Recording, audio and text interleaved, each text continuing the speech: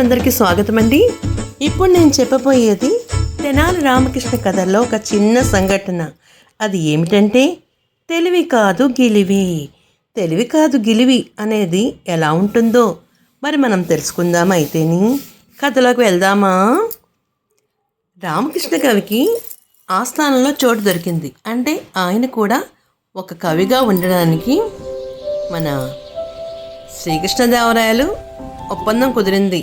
ఏదో చిన్న చిన్న సంఘటనల వల్ల రామకృష్ణ కవి అంటే మన రాయల వారికి ఎంతో అభిమానం కలిగి ఆయనకు కూడా ఆస్థానం ఇచ్చేసరికి ఎక్కడో సత్రంలో ఉన్న రామకృష్ణుడు తనకు ఒక నివాసాన్ని ఏర్పాటు చేసుకోవడానికి తనకున్న దానిలో చిన్న ఇల్లుని అద్దెకి తీసుకుందామని తాతాచార్యుల వారి ఇంటి పక్కగా వచ్చాడనమాట. వస్తే అక్కడ ఏమైందంటే పక్కనే తీసుకోవడంతోనే తాతాచార్యుల వారికి చాలా బాధ కలిగింది. ఏమిటిది, వీడు రాక మన ఇంటి పక్కకే వచ్చాడా? వీడు ఎప్పటికైనా ఒక సొంత ఇల్లు కొనేసుకుంటాడు. ఇలాంటి వాడిని మనం ఇక్కడ ఇలా వదిలేస్తే ఎలా కుదురుతుంది?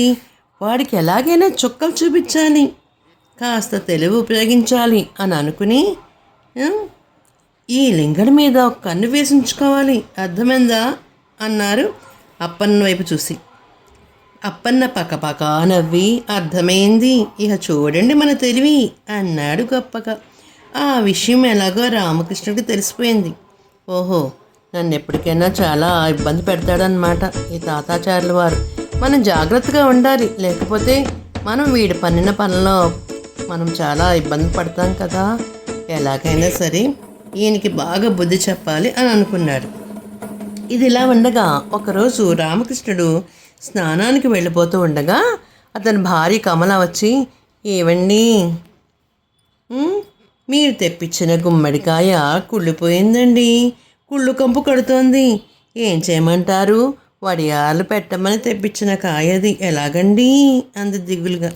అదే సమయంలో రామకృష్ణుడు ఒక కన్ను మీద ప్రహార గోడ వైపు చూశాడు. అక్కడ ఏమైందంటే ఒక ఆచార్య ఉన్నాడు, వాడి పేరు అప్పన్న. వాడు ఏం చేశాడంటే అలా కిటికీలోంచి రామకృష్ణ ఇంటి వైపు చూస్తున్నాడు. వీడికి ఎలాగైనా బుద్ధి చెప్పాలి అని మన రామకృష్ణుడు భార్యకి సైగ చేసి అప్పన్న వినపడేటట్టుగా గట్టిగా భార్యను మందలిస్తూ, ఏమిటేమిటి, గుమ్మడికాయ కుళ్ళిపోయిందా? వీధిలోకి గిరవాట వేస్తావా? ఇంకా నయ్యం, నాకు చెప్పకుండా ఆ పని చేసావు కాదు, కొంప మునిగిపోయేది అన్నాడు. కమల నవ్వుతూ ఏం అంది. రామకృష్ణుడు కొద్దిగా గొంతు తగ్గించి, కుళ్ళిన గుమ్మడికాయ ఎవరింట్లో ఉంటే వాళ్ళకి అదృష్టము బంకమట్టిలాగా అతుక్కుపోతుంది. నీకున్న దశలు తెలివి కాదే గిలివి. నే లేనప్పుడు ఏ తెలివి తక్కువ వాడైనా వచ్చి, ఏ తెలివైన వాడైనా వచ్చి 10 వరహాలు ఇస్తే వాడికి ఇచ్చేస్తే ఎలాగే? కాస్త గిలివి ఉపయోగించు, నే స్నానానికి పోతున్నా, పూర్తవడానికి అర్ధగంట పడుతుంది అని చెప్పాడు. అంతే. అప్పలాచార్యులు ఆగమేఘాల మీద ఆచార్యుల వారి దగ్గరికి వెళ్ళి, మీరు తక్షణమే నాకు 10 వరహాలు ఇస్తే మీకు మంచి లక్ష్మీదేవి వచ్చే అవకాశాన్ని చూపిస్తాను అన్నాడు. ఏమిట్రా, ఏమిటిది అనేసరికి, లేదు మీకు మంచి అదృష్టం వస్తుంది, పట్టుకొచ్చి మీ చేతిలో పెడతా, తొందరగా ఇవ్వండి బాబు అన్నాడు. ఇంకా మరి మాట్లాడకుండా ఏమిటో అవకాశము అని అనకుండా 10,000 వరహాలు కూడా అప్పన్నకి ఇచ్చేశాడు. అప్పన్న గబగబా పరిగెట్టుకుంటూ రామకృష్ణ ఇంటికి వెళ్ళాడు. కమల ఏమీ ఎరగనట్టు తలుపు తీసి, రండి బాబయ్య గారు అంది. అప్పలాచార్యులు జాలిగా ముఖం పెట్టి, అమ్మా, నేను సాటి బ్రాహ్మణ్ణి, అత్యవసరం వచ్చి అడుగుతున్నాను, ఒక్క గుమ్మడికాయ ఉంటే ఇప్పించండి, అది కుళ్ళినదైనా సరే పర్వాలేదు అన్నాడు. అయ్యో, మా ఇంట్లో ఉన్నది ఒకే ఒక్క కుళ్ళిన గుమ్మడికాయ అండి కానీ అని కమల అంటుంటే అప్పన్న మధ్యలో అడ్డుపడి, అదే ఆ కుళ్ళిందే ఇప్పించండి, ఇదిగో ఈ 10,000 తీసుకోండి వరహాలు, ఇంకేం మాట్లాడొద్దు అంటూ బలవంతంగా 10 వరహాలు ఆమె చేతిలో పెట్టి తన దారిన చొరవగా కుళ్ళిన గుమ్మడికాయను తీసుకుని పరిగెత్తాడు. ఒక ఇంటికి కొంచెం దూరం మాత్రమే మన తాతాచార్యుల వారికి రామకృష్ణ ఇంటికి దగ్గరగా ఉన్నాయన్నమాట. ఇదిగో మీకు పట్టిన అదృష్టం గురువుగారు అంటూ ఒక కుళ్ళిన గుమ్మడికాయను తెచ్చి ఆయన చేతిలో పెట్టాడు. ఆయన వాసన చూసి చిచి కంపు, ఏమిటి కుళ్ళిన గుమ్మడికాయ ఎంత వాసన వస్తోందని చెప్పి నా చేతిలో పెడతావేట్రా వెధవా, అప్పన్న వెధవా అని చెప్పి ఒక్కసారిగా గిరాట్ కొట్టాడు.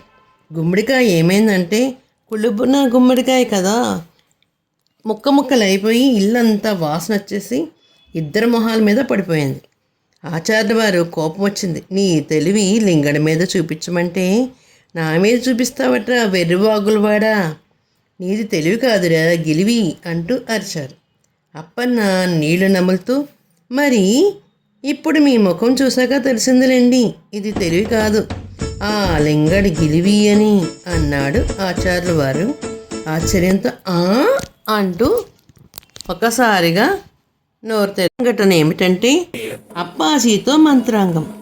మహామంత్రి తిమ్మరసు వారి కబురు అందుకొని ఆ భవనంలో కలుసుకుందామని రామకృష్ణుడు ఆయన్ని రాయలవారు పితృగౌరవంతో అప్పాజీ అంటారు.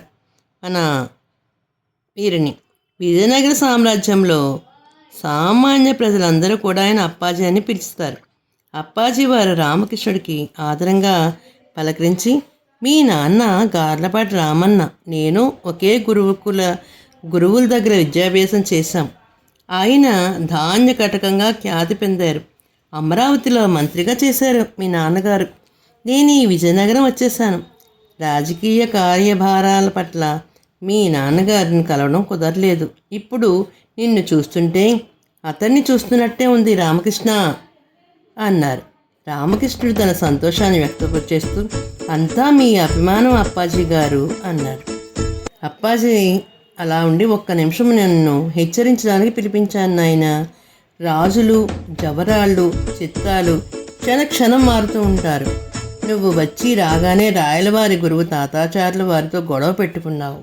ఇంతకుముందు ఎప్పుడు పెంగళ సూరనని అవమానించావు. ఇప్పుడు బట్టుమూతిని పరాభవించావు.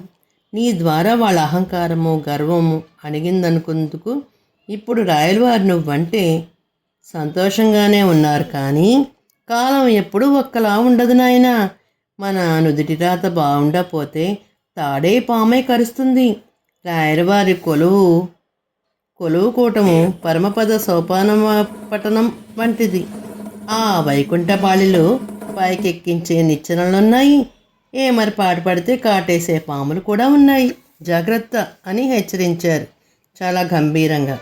కాటేసే ఆ పాముల్ని వెనక నుంచి ముందుకు తోసేస్తున్న వారెవరు అప్పాజీ అంటూ అడిగాడు రామకృష్ణుడు నిబ్బరంగా. అప్పాజీ వారు ఒకే ఒక్క మాటలో బహుమని సుల్తాన్లు అని చెప్పారు గంభీరంగా. ఒక్క మాటలో విషయం యావత్తు రామకృష్ణుడికి అర్థమైపోయింది. అనేక శతాబ్దాల తర్వాత దక్షిణ పదంలో హిందూ సామ్రాజ్యం వేళ్నాలుకుంది. దాన్ని 4 చెరగులకి విస్తరింపజేస్తున్నాడు. ఆంధ్రభోజుడిగా ఖ్యాతిగాంచిన కర్ణాటక ఆంధ్ర సార్వభౌముడు శ్రీకృష్ణదేవరాయలు ఇప్పుడు మహాసామ్రాజ్యాన్ని కోకటవేళ్లతో కూలదీయడానికి బహుమని సుల్తాన్లు ఏ చిన్న అవకాశము వదులుకోరని ఆత్మీయుల మధ్య చిచ్చు తగిల్చి దావాగ్నిలో రాయల సామ్రాజ్యాన్ని దహించేయడానికి పాచికలు విసురుతున్నారని రామకృష్ణకు అర్థమైపోయింది. రాముడు చప్పున ఆలోచనలో తేరుకుని చిన్నగా నవ్వుతూ, ఈ కప్పల ఉత్తెల్లో బెకబెకలే తప్ప నన్ను ఏమీ చేయలేవు అప్పాజీ. అయినా కాళికాదేవి గొంతుకు అడ్డపడిన వికట కవి నా ముందా ఈ బెకబెకలు వికబెకలు. మీరు కాస్తంత అండగా ఉండండి చాలు, వాళ్ళని వీళ్ళని చెడుగుడు అర్చేస్తా అన్నాడు. సరిగ్గా ఆ చివరి మాట విన్న అప్పలాచారులు వామ్మో చెడుగుడే అయితే చచ్చామే అనుకుంటూ బయటికి పరిగెత్తాడు. చూసావా అన్నట్టు అప్పాజీ కనసైగ చేస్తే చూశానన్నట్టు తల పరికరించాడు రామకృష్ణుడు. చూసారా మరి, అంటే అప్పట్లో రాయలవారి ఆస్థానం చుట్టుపక్కల కూడా సుల్తాన్ నుండి ఎలాగైనా సరే రాయలవారి ఆస్థానాన్ని ఆక్రమించుకోవడానికి ఎదురు చూస్తూ ఉండేవారు. అలాంటి సమయంలో ఆ పెద్దన్నే అప్పాజీగా చాలా చక్కగా మంచి పేరు పొందాడు. ఈ రామకృష్ణుడు అప్పాజీ కూడా మన రామకృష్ణ చిన్ననాటి సంగతులను చెప్పుకుంటూ ఇలా ఉన్నారు సుల్తాన్లు మన దేశం మీద దాడి చేయడానికి, మన భువన విషయం మీద దాడి చేస్తూ మనకి ఎన్నో అపకీర్తులు చేస్తారని అనుకుంటూ ఉండగానే రామకృష్ణుడు నేనున్నాను కదా, నాకు కాళికాదేవి వరప్రసాదం ఉంది కదా, నేను ఎలాగైనా అవన్నీ దాటుకుని ముందుకు పోగలని అప్పాచితో చెప్పాడనమాట. చూసారా మరి ఎంత చక్కగా జరుగుతుందో. రామకృష్ణ అంటేనే వికట కవి, వికటగా అంటేనే ఎంతో గొప్ప కవి కింద పేరు పొందాడు. అప్పటికి ఇప్పటికీ కూడా తెనాలి రామకృష్ణ అంటేనే చాలా గొప్ప పేరు గల వ్యక్తి అని అర్థమవుతుంది కదా. అయితే మరి పిల్లలు ఇలాంటి విషయాలు మీరు బెడ్ టైమ్ స్టోరీస్లో కూడా వినవచ్చును. సోషల్ స్టడీస్లో కూడా కొంతమందికి కొన్ని రకాలుగా కొన్ని అంశాలు కూడా ఉన్నాయి మరి. అయితే తెలుగువారి దీపకాంతికి లైక్ చేసి, షేర్ చేసి, సబ్స్క్రైబ్ చేసి, కామెంట్ రూపంలో పెట్టండి మరి. సాయిరామ్.